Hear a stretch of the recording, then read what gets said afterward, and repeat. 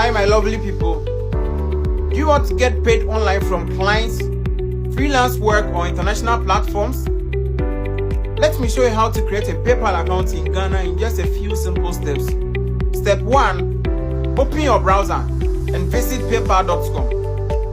Tap the sign up button to get started.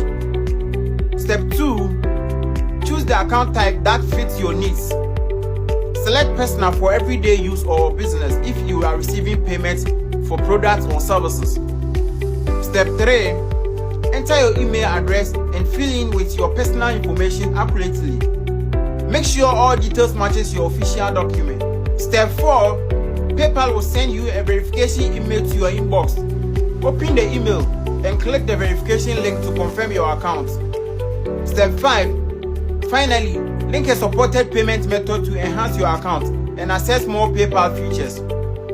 Once your account is set up, you'll be able to make secure online payments and access opportunities that require PayPal. If you found this helpful, follow Smart Tech Hub for more tech tutorials and digital skills that can help you succeed online.